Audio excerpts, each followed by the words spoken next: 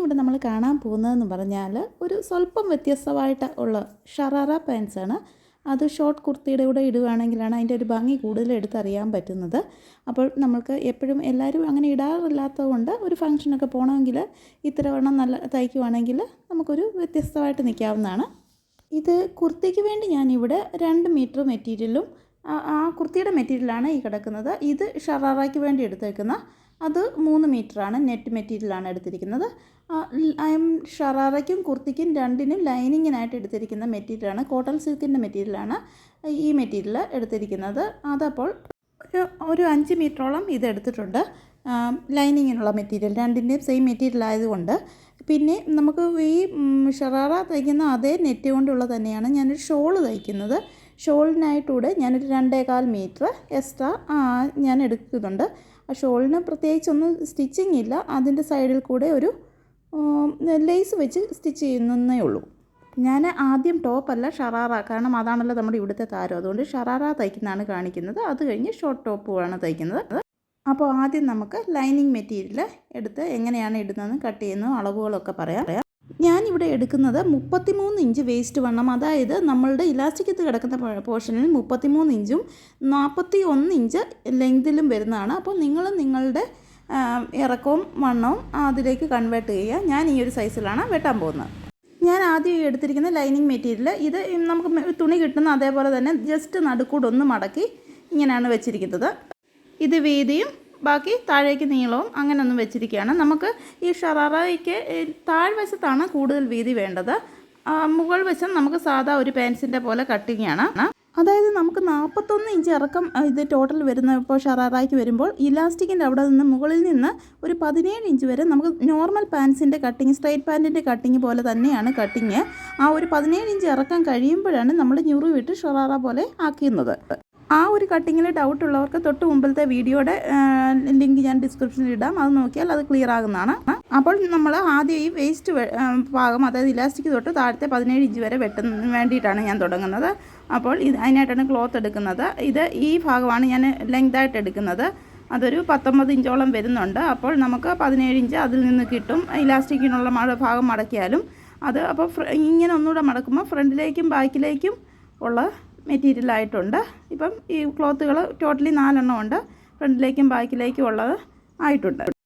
ഞാനിവിടെ ക്ലോത്ത് ഒന്ന് കട്ട് ചെയ്തെടുത്തിരിക്കുകയാണ്. നീളത്തിൽ കിടന്നതിൽ നിന്ന് ഒരു 14 ഇഞ്ച് വീതിക്കാണ് ഞാനിപ്പോൾ കട്ട് ചെയ്തിരിക്കുന്നത്. ഇനിയിപ്പം നമുക്ക് മാർക്കിങ്ങുകൾ ചെയ്യാം. അപ്പോൾ ഇത് ഫോൾഡഡ് വശമാണ്. മുകൾ വശം ഇപ്പോൾ ഫോൾഡഡായിട്ട് ഇരിക്കുന്നതാണ്, പക്ഷേ അത് ഓപ്പൺ ആക്കേണ്ടതാണ്. ഇതാണ് കട്ടിങ്ങുകളുള്ള വശം. കട്ടിങ്ങുകളുള്ള വശത്താണ് നമ്മൾ മാർക്കിങ്ങുകൾ ചെയ്യാൻ പോകുന്നത്. അപ്പോൾ ഈ ഭാഗമാണ് നമ്മുടെ മുകൾ വശമായിട്ട് വരുന്നത്. അവിടെ ഞാനൊരു 1.5 ഇഞ്ച് 2 ഇഞ്ച് വരെ വേണമെങ്കിലും കുഴപ്പമില്ല, 2 ഇഞ്ച് വിടുകയാണ്. കാരണം ഇലാസ്റ്റിക് വിട്ട് മടക്കി അടിക്കാനുള്ളൊരു ഇതാണ്. 1.5 ഇഞ്ച് ഇട്ടാലും മതി, ഇത് 2ഓളം ഉണ്ട്. അത്രയും വീതി ഞാനൊന്ന് മാർക്ക് ചെയ്യുകയാണ്. ഈ ഒരു മാർക്കിങ് കഴിഞ്ഞിട്ട് മതി നമ്മളുടെ ഇനി ബാക്കിയുള്ള ഇത് അളവുകൾ കണക്ക് കൂട്ടുന്ന ഈ ഒരു മാർക്കിങ്ങിന് താഴേക്കാണ്. ഇത് നമ്മൾ ഫോൾഡ് ചെയ്യുന്നതുകൊണ്ട് അതിനി കണക്ക് കൂട്ടുകയേ വേണ്ട, അത് കഴിഞ്ഞിട്ടുള്ളത് കൂട്ടിയാൽ മതി. ഇനിയിപ്പോൾ വണ്ണമാണ് മാർക്ക് ചെയ്യാൻ പോകുന്നത്. 33 ഇഞ്ചാണ് നമ്മുടെ അരവണ്ണം വരുന്നത്. അതിൽ ഞാനപ്പോൾ ടൂസും കൂടി കൂട്ടി ഒരു 11.25 മുകൾ വശത്തെ അളവെടുക്കുന്നത്. ഒരു 11.25 ഞാനിവിടെ മാർക്ക് ചെയ്യുകയാണ്. 11.25 വണ്ണം ഇവിടെ ഞാൻ മാർക്ക് ചെയ്തതിന് ശേഷം നമ്മുടെ ഇലാസ്റ്റിക്കിൻ്റെ ആ പോർഷൻ കഴിഞ്ഞ്, അതായത് 2 ഇഞ്ച് കഴിഞ്ഞിട്ട് ബാക്കി താഴേക്ക് ഞാൻ ഒരു 12 ഇഞ്ചാണ് താഴേക്ക് ഇറക്കം എടുക്കുന്നത്. ഈ 2 ഇഞ്ച് കഴിഞ്ഞിട്ടാണ് 12 ഇഞ്ച് എടുക്കുന്നത്. അപ്പോൾ ആവശ്യത്തിന് നമുക്ക് ക്രോച്ച് ലെങ്ത് കിട്ടുന്നതാണ്. ശേഷം ഞാനിതൊന്ന് കൂട്ടി വരയ്ക്കുകയാണ്. ഈ താഴത്തെ 12 ഇഞ്ചിലേക്ക് മുകളിലത്തെ വണ്ണത്തിൽ നിന്ന് ഒന്ന് കൂട്ടി വരയ്ക്കുന്നു. ശേഷം ഞാൻ ഇവിടെ ഒരു 2 ഇഞ്ച് കൂടെ എക്സ്ട്രാ അങ്ങോട്ട് വെളിയിലേക്ക് എടുക്കുകയാണ്.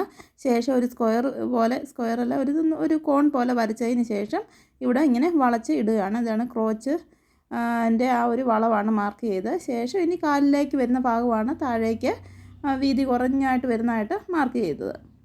അപ്പോൾ ഇത്രയാകുമ്പോൾ നമ്മുടെ മുകളിൽ നിന്ന് ഒരു 17 ഇഞ്ച് വരെയാണല്ലോ ഞാൻ ആദ്യത്തെ പോർഷൻ ഇറക്കം എടുക്കുന്നത്. ഇനി ഫ്ലെയർ വരുന്ന ഭാഗമാണ്. അപ്പോൾ ആദ്യത്തെ പോർഷൻ്റെ മാർക്കിങ്ങുകൾ ഇത്രയേ ഉള്ളൂ.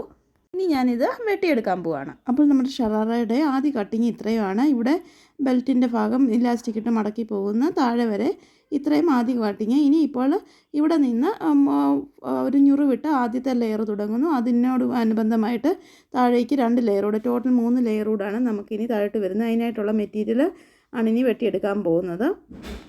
താഴേക്കുള്ള 3 ലെയർ എന്ന് പറഞ്ഞല്ലോ. അപ്പോൾ ഓരോ ലെയറിനും ഞാനൊരു 9 ഇഞ്ച് ആണ് അളവെടുക്കുന്നത്. 9 ഇഞ്ച് വെച്ചിട്ടാണ് 3 ലെയറുകൾ എടുക്കുന്നത്. അപ്പോൾ അളവിലെടുക്കുമ്പോൾ നമ്മൾ ഓരോ പീസിൻ്റെയും തയ്യൽ തുമ്പുകളുടെ മുകളിലും താഴെയും വരുന്ന തയ്യൽ തുമ്പും എല്ലാം കഴിഞ്ഞ് കഴിയുമ്പോൾ നമുക്ക് ആവശ്യത്തിന് ഇറക്കം കിട്ടും. അഥവാ ഇറക്കം കൂടുതലുണ്ടെങ്കിൽ ലാസ്റ്റിലത്തെ പോർഷനെ ഒന്ന് മടക്കി അടിച്ചാൽ മതിയല്ലോ. അപ്പോൾ അത്രയും നമുക്ക് കിട്ടുന്നതാണ്. നമ്മുടെ ഷറാറയുടെ ഷോർട്ട് ടോപ്പിനായിട്ട് ഒരു 2 മീറ്റർ ക്ലോത്ത് മാറ്റി വെച്ചതിന് ശേഷം ബാക്കി മുഴുവൻ മെറ്റീരിയലും ഞാൻ ഇങ്ങനെ 9 ഇഞ്ച് നീളത്തിൽ വരുന്ന പീസുകളായിട്ട് മുറിച്ച് മാറ്റുകയാണ്.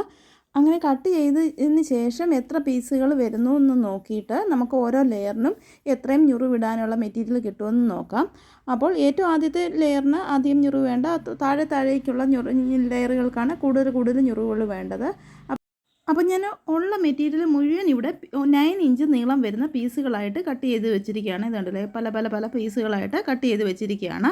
അപ്പോൾ ആദ്യമത്തെ പീസ്, അതായത് നമ്മുടെ ഫസ്റ്റ് പാൻസിൻ്റെ ആ ഒരു ക്രോച്ചിൻ്റെ അവിടെ നിന്ന് ആദ്യം വരുന്ന ലെയറിന് നമ്മൾക്ക് ഒരു 5 ഇഞ്ച് കൂടിയാണ് ഞാൻ ഞുറിവിടാനുള്ള വീതി കൂടുതൽ എടുക്കുന്നത്. 5 ഇഞ്ച് വീതി കൂടുതൽ എടുക്കുന്നു. അപ്പോൾ ഓരോ കാലിനും 5 ഇഞ്ച് എടുക്കുമ്പോൾ ടോട്ടൽ 10 ഇഞ്ച് വീതി 2 കാലിനും കൂടെ എടുക്കുന്നു. സെക്കൻഡ് ലെയറിന് ഞാനൊരു 10 ഇഞ്ചാണ് ഒരു കാലിന് വീതി എടുക്കുന്നത്. അപ്പോൾ 10 ഇഞ്ച് 2 കാലിനൂടെ ആകുമ്പോൾ 20 ഇഞ്ച് കൂടി എക്സ്ട്രാ തുണി ഞുറിവിന് വേണ്ടിയിട്ട് കൂട്ടുന്നു. അതുകൂട്ട് തന്നെ മൂന്നാമത്തെ ലെയറിന് 20 ഇഞ്ച് എക്സ്ട്രാ വണ്ണമാണ് ഞുറിവിന് എടുക്കുന്നത്. അപ്പോൾ ടോട്ടൽ 20 40 ഇഞ്ച് ഏറ്റവും ലാസ്റ്റത്തെ ലെയറിന് 2 കാലിനൂടെ വരുന്നു. അപ്പോൾ ഓരോ പീസിലും ഞാൻ ഫസ്റ്റ് സെക്കൻഡ് എന്നൊന്ന് മാർക്ക് ചെയ്യുകയാണ്. അല്ലെങ്കിൽ നമുക്ക് പീസുകൾ ഏതാണെന്ന് മാറിപ്പോകാതിരിക്കാൻ വേണ്ടിയിട്ട് ഓരോ സെക്കൻഡ് പീസ് അങ്ങനെ ഒന്ന് മാർക്ക് ചെയ്യുകയാണ്. അപ്പോൾ ഇങ്ങനെ മാർക്ക് ചെയ്തതിന് ശേഷം നമുക്ക് ഞുറിവിട്ടിട്ട് കൂട്ടിച്ചേർത്ത് പിടിപ്പിക്കാം. ഇതേപോലെ തന്നെ നമ്മുടെ നെറ്റ് മെറ്റീരിയലും ഇത് ലൈനിങ് മെറ്റീരിയലാണല്ലോ, പ്ലെയിൻ നെറ്റ് മെറ്റീരിയലാണ് നമ്മൾ മെയിൻ മെറ്റീരിയലായിട്ട് എടുക്കുന്നത്. ആ ഒരു പീസും ഇതേപോലെ വെട്ടിയെടുക്കേണ്ടതാണ് 9 ഇഞ്ച് വരുന്ന പീസുകളായിട്ട്. അപ്പോൾ മുകളിലത്തെ ആ പോർഷൻ നമുക്ക് ലൈനിങ് മെറ്റീരിയൽ മാത്രമേ ആവശ്യമുള്ളൂ. ഈ ഷറാറയുടെ ഇത് പ്ലീറ്റ്സ് വരുന്ന പോർഷൻ തൊട്ട് നെറ്റ് പിടിപ്പിക്കേണ്ട ആവശ്യമുള്ളൂ, മുകൾ വശം പിടിപ്പിക്കേണ്ട ആവശ്യമില്ല. അപ്പോൾ നെറ്റ് മെറ്റീരിയൽ നമുക്ക് ഫുള്ള് നെറ്റ് മെറ്റീരിയലും ഷറാറയുടെ ഭാഗത്തേക്കുള്ള മുഴുവൻ നെറ്റ് മെറ്റീരിയലും ഞാൻ 9 ഇഞ്ച് വീതിയുള്ള പീസുകളായിട്ട് വെട്ടുകയാണ്. വെട്ടിയതിന് ശേഷം അതിനും ഇതേപോലെ തന്നെ എത്രയുണ്ട് മെറ്റീരിയൽ എന്നുള്ളത് നോക്കിയതിന് ശേഷം അതിൻ്റെ ഞുറിവ് എത്രയാണെന്ന് വെച്ച് ഇട്ട് നെറ്റ് ഒരുവിധം വീതിയുള്ള മെറ്റീരിയൽ ആയതുകൊണ്ട് പീസുകൾ ചേർത്ത് നമുക്ക് നല്ല വിരിയോടുകൂടി തന്നെ തയ്ക്കാൻ പറ്റുന്നതാണ്. ഇനി ഷറാറയുടെ കൂടെ ഇടാനുള്ള ഷോർട്ട് ടോപ്പാണ്. ഷോർട്ട് ടോപ്പ് ഞാനൊരു 33 ഇഞ്ചൊക്കെ ഇറക്കം വരുന്ന രീതിയിലാണ് അത് ഷോർട്ടായിട്ട് കിടക്കുന്നത്. അതായത് നമ്മുടെ ഒരു തൈയുടെ ഒരു പകുതി വരെ മതി അതിൻ്റെ ഒരു ഇറക്കം വരുന്നത്. ആ ഒരു അളവിലുള്ളൊരു ഷോർട്ട് ടോപ്പാണ് തയ്ക്കുന്നത്. സ്ലീവ്ലെസ്സായിട്ടാണ് തയ്ക്കുന്നത്. സാധാ ഒരു കുർത്തിയൊക്കെ തയ്ക്കുന്ന ഒരു രീതിയിൽ തന്നെ തയ്ച്ചാൽ മതി. അതിൻ്റെയൊക്കെ നമ്മൾ ചെയ്ത വീഡിയോകളിലൊക്കെ ഇത് കിടപ്പുണ്ട്. ഇത് ഞാനൊരു 33 ഇഞ്ച് ഇറക്കവും 32 ഇഞ്ച് വണ്ണവും അതേപോലെ തന്നെ നെക്ക് ലെങ്ത് ഒരു 5.5 ഇഞ്ച് ഫ്രണ്ടിലും ബാക്കിലും ഒരേപോലെയാണ് എടുക്കുന്നത്. ഷോൾഡർ ഒരു 5.5 ഇഞ്ചാണ് എടുക്കുന്നത്. ആം ഹോളും ഒരു 5.5 ഇഞ്ച്, അങ്ങനെയാണ് ഞാനിതിന് കണക്കെടുത്തേക്കുന്നത്. അപ്പോൾ അത് നമുക്ക് വെട്ടുന്നത് ഞാൻ വിശദമായിട്ട് കാണിക്കുന്നില്ല. കാരണം ഇതിനകത്ത് മെയിൻ താരം നമ്മുടെ ഷറാറ പാൻസ് തന്നെയാണല്ലോ. അപ്പോൾ പാൻസിൻ്റെ കട്ടിങ്ങാണ് വിശദമായിട്ട് കാണിക്കുന്നത്. മറ്റേ ടോപ്പ് ഈ അളവുകളൊന്ന് പറഞ്ഞു എന്നേ ഉള്ളൂ. ഓക്കെ, ഇനിയിപ്പോൾ നമുക്ക് ഇത് സ്റ്റിച്ച് ചെയ്യുന്നതോടൊന്ന് കാണിച്ച് പിന്നെ അതിൻ്റെ ഫൈനൽ ലുക്ക് ഞാൻ കാണിച്ചു തരാം.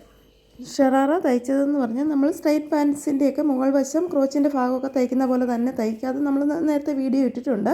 അതേപോലെ തന്നെ തയ്ച്ച് എടുത്തതിന് ശേഷം താഴേക്ക് വരുന്ന ഞുറു സ്റ്റാർട്ടിങ് ചെയ്യുന്ന ലെയർ തൊട്ട് നമ്മൾ വെറുതെ ഒരു റണ്ണിങ് സ്റ്റിച്ച് ഓരോ 9 ഇഞ്ചായിട്ടുള്ള പീസുകളിലും ഓരോ റണ്ണിങ് സ്റ്റിച്ച് മുകളിലൂടെ അടിച്ച് വിട്ടിട്ട് അതിൻ്റെ നൂല് വലിച്ചാണ് ഞാനിവിടെ ഇതിന് ഞുറുവാക്കിയിരിക്കുന്നത്.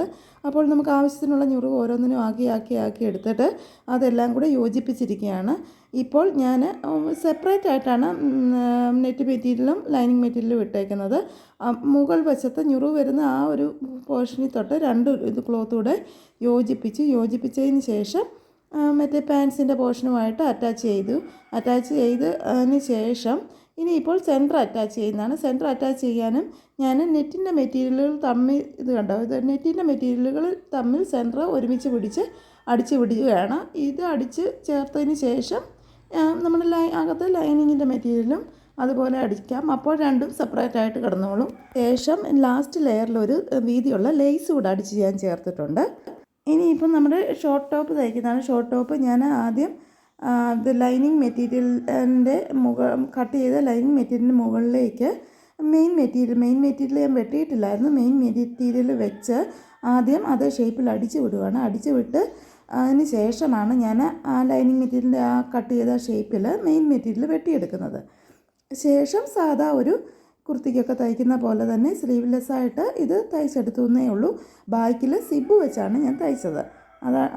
ഞാനിത് കറക്റ്റ് വണ്ണത്തിൻ്റെ അളവിലാണ് എടുത്തേക്കുന്നത്. അതുകൊണ്ട് ബാക്കിൽ സിബ് വെച്ചു. പിന്നെ ബാക്കിൽ കഴുത്തിറക്കം ഒരു 5.5 ഇഞ്ച് ഇറക്കം എടുത്തിട്ടുള്ളത് കൊണ്ട് ഞാൻ ഒരു ഭംഗിക്ക് വേണ്ടി ഒരു വള്ളിയും കൂടെ ബാക്കിൽ കെട്ടാനൊരു വള്ളിയും കൂടെ അറ്റാച്ച് ചെയ്തിട്ടുണ്ട്. ശേഷം ഫുൾ അടിച്ചതിന് ശേഷം ഫ്രണ്ടിലത്തെ പീസിൻ്റെ താഴ്വശത്ത് ഒരു വീതിയുള്ള ലേസ് കൂടി അടിച്ച് ചേർത്തിട്ടുണ്ട്. ഇനിയിപ്പോൾ നമുക്ക് അതിൻ്റെ ഫൈനൽ ലുക്കൊന്ന് കാണാം. ഇത് ലേസ് അറ്റാച്ച് ചെയ്യുന്നതിന് മുമ്പുള്ളതാണ്. ലേസ് വേണമെങ്കിൽ മാത്രം അറ്റാച്ച് ചെയ്താൽ മതി. ഇങ്ങനെയും നല്ല ഭംഗിയാണ് കാണാൻ. ഞാൻ ഒരു ലേസ് കൂടെ അറ്റാച്ച് ചെയ്തു. ശേഷം ലുക്ക് ഇങ്ങനെയാണ് വരുന്നത്. ഇതിൻ്റെ കൂടെ നമ്മുടെ ഷോർട്ട് ടോപ്പിനും ഞാൻ താഴ്ഭാഗത്തായിട്ട് ലേസ് അറ്റാച്ച് ചെയ്തു. ഒപ്പം തന്നെ നമ്മുടെ ഷോളിൻ്റെ ആണെങ്കിലും താഴ്ഭാഗത്തായിട്ട് ലേസ് അറ്റാച്ച് ചെയ്തിട്ടുണ്ട്.